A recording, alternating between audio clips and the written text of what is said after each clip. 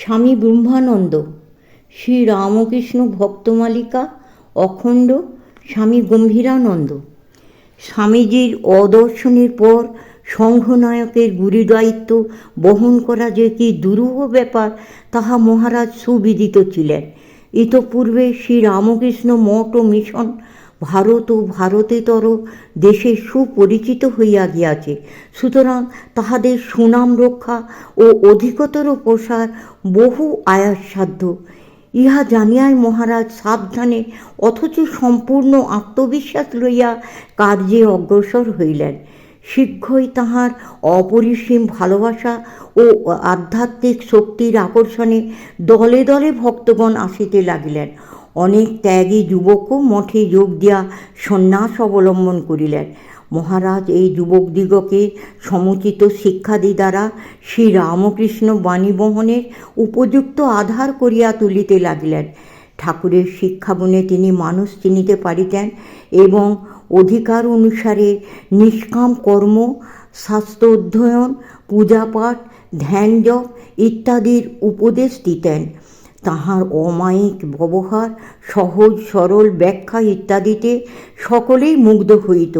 ত্যাগী বা গৃহস্থ যিনি একবার আসিয়া পড়িতেন তিনি আবার আসিতে বাধ্য হইতেন, এমনকি ক্রমে তাহার অনুগত হইয়া যাইতেন। শিক্ষাদান ব্যতীত তাহার আরেকটি প্রধান কার্য ছিল মঠ মিশনের কেন্দ্রগুলিতে গমনপূর্বক তথায় কিছুকাল অবস্থান করা এবং সাধুদের জীবন গঠনে সাহায্য দান এবং ভক্তদিগকে আকর্ষণপূর্বক কেন্দ্রগুলিকে সুপ্রতিষ্ঠিত করা। তাহার এই সকল প্রচেষ্টার ফলে একদিকে যেমন মঠ মিশন জনসমাজে আদৃত ও উহাদের ভিত্তি দৃঢ়তর হইতে লাগিল, অপরদিকে তেমনি উহাদের প্রভাব ভারতেতর দেশেও প্রসারিত হইতে থাকিল। স্বামীজি বেলুড়, মাদ্রাজ ও মায়াবতীতে মঠ স্থাপন করিয়া গিয়াছিলেন এবং কাশীর অদ্বৈত আশ্রমের গোড়াপত্তন করিয়াছিলেন।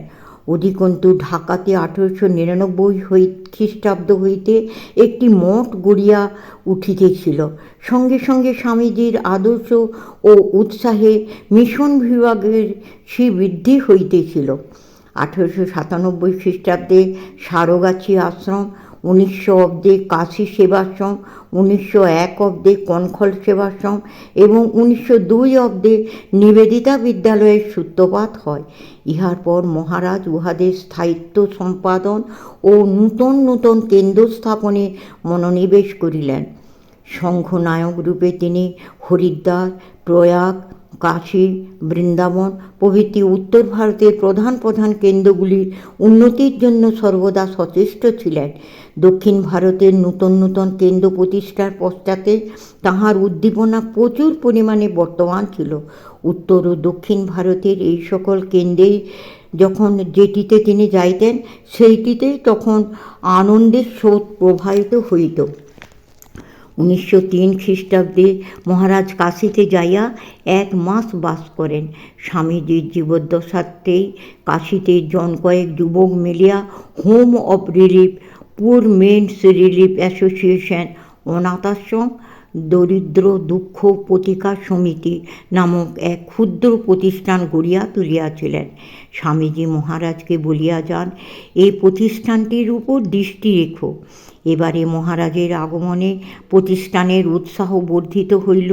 1903 খ্রিস্টাব্দের 23 সেপ্টেম্বর একটি সাধারণ সভা আহ্বানপূর্বক সকলে স্থির করিলেন যে উহা রামকৃষ্ণ মিশনের অন্তর্ভুক্ত করা হইবে।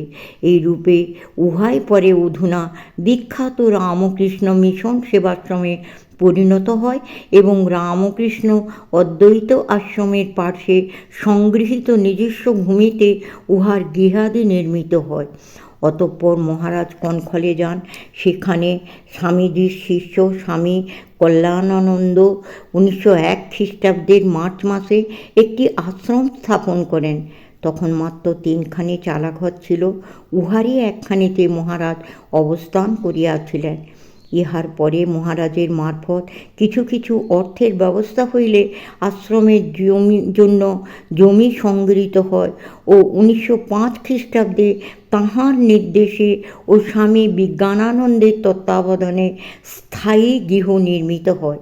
1903 খ্রিস্টাব্দে কনখল হইতে মহারাজ বৃন্দাবনে গমনপূর্বক তপস্যা নিরত স্বামী তুরীয়ানন্দের সহিত মিলিত হন। এই সময়ে মহারাজ রাত্রি 12টায় উঠিয়া ধ্যান করিতেন।